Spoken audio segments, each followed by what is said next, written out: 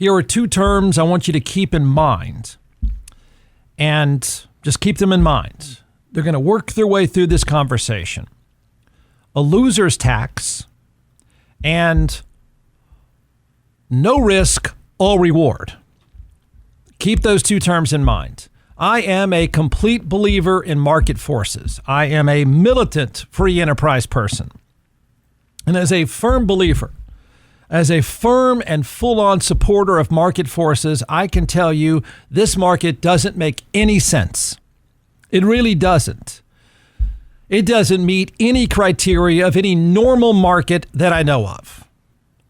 Keep the terms in mind, please. A loser's tax and no risk, all reward. There you go. Of all the slimy things about the industry of professional college football, and there are plenty, here's a new element, and I think a lot of you will be on board. I think I might even be on board. I'm not, as a market forces person, I'm not suggesting the loser's tax is such a bad idea.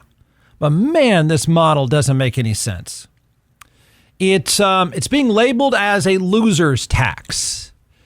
I wish I would have come up with that term, but I've seen it used enough times already that I didn't. The loser's tax seems to work like this.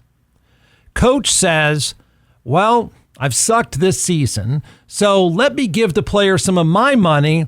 I'll do that instead of you firing me. That's what the loser's tax is as of now. What are your thoughts on the loser's tax? So far, those participating in the loser's tax bracket include the lovable Mike Gundy of Oklahoma State, Mike Norvell of Florida State. I believe they won 2 games this year, and Brian Kelly of LSU. Right now, although I think this might change because Brent Venables, I believe you're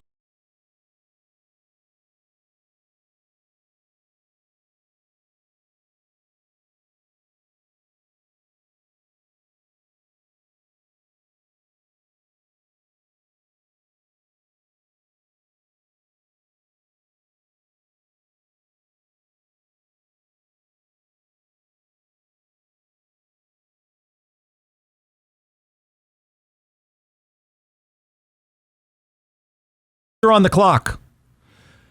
Right now, those are the people that are in the bracket of the loser's tax.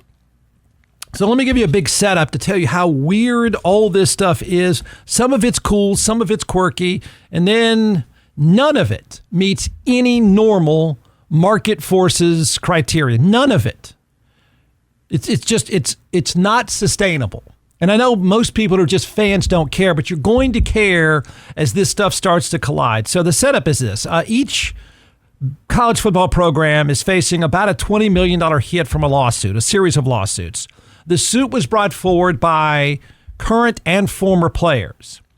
The former players had argued, turns out successfully argued, look, getting handouts when I was playing was against the rules. But since it's legal now, I should be paid for missing out on the money that I could have received if I were playing now, then, even though it wasn't part of the deal when I signed up. That's kind of what their argument is, and it turned out to be successful. I think it's ridiculous. I do. But the schools around the country have said, screw it, let's settle for $2 billion. The net effect of this is that schools are going to be paying out about $20 million a year to current athletes, along with money set aside for past players. Okay?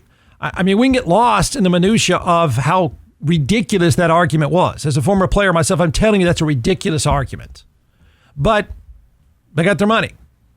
So, all right. That's why there's a mad scramble right now to figure out how to come up with $20 million a year on top of all the handouts that are given to college football and basketball players. So at a blue blood program, okay, and there's just a very few of those. They're bloated models. I mean, there's none of you that work in any kind of reasonable model, any successful place as bloated as far too many people as blue blood football programs. They're like General Motors in the 1970s, right? I mean, just a bunch of employees. Nobody gets fired.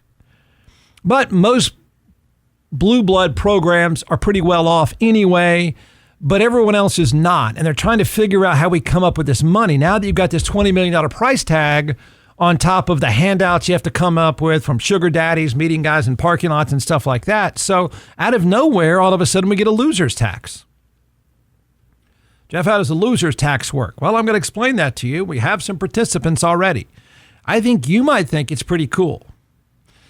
So the bottom line is schools need to put together money to pay their players. Okay?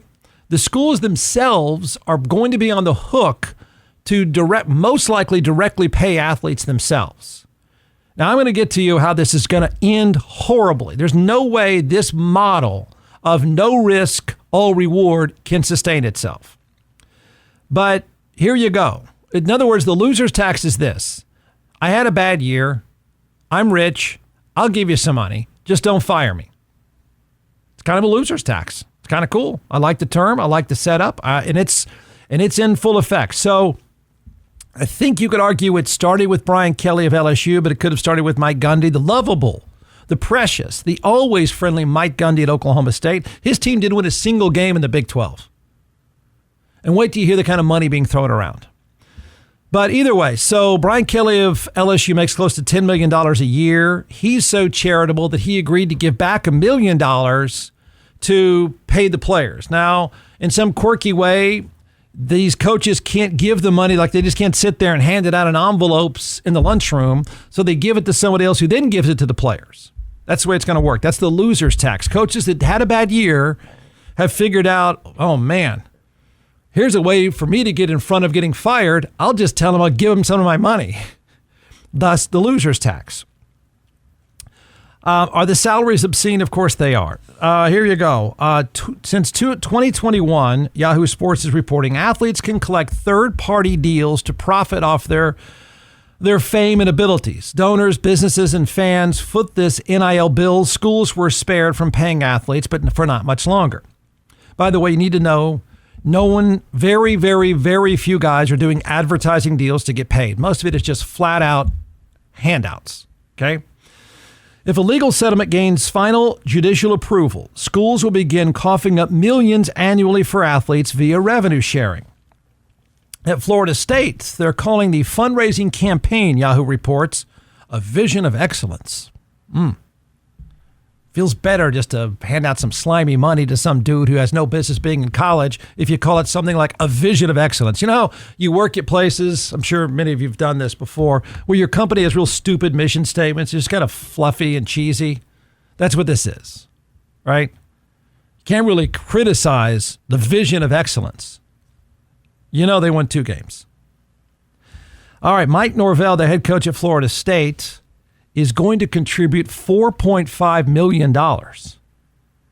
It started, Yahoo reports, with Oklahoma State's lovable, I inserted that, Mike Gundy agreeing to reduce compensation to retain his job. They went 3-9. They didn't win a game in the Big 12. And he's a jackass on top of it. Next up is Brian Kelly of LSU, who announced he's going to match donations to the, quote, collective. Again, pile up the money, hand it out. He's going to do $1 million. It's like, remember we used to have telethons? I don't think we have those anymore, but there was a time we did telethons. This is like the football players' version of a telethon. And the coach is in the middle of it. He's going to start the bidding. That's what this is. So they hand out the money. Just to put this in perspective, Mike Norvell at Florida State, they won 2 or 3 this year. His buyout is $63 million. Imagine if you were terrible at your job. How much would they pay you to go away if you're terrible at your job? If you succeeded less than 30% of your time at your job. Imagine that. Mike Gundy, who is really bad at his job. They didn't win a game in the Big 12. They're dead last. His buyout is $25 million. That's to get that jackass to just go away.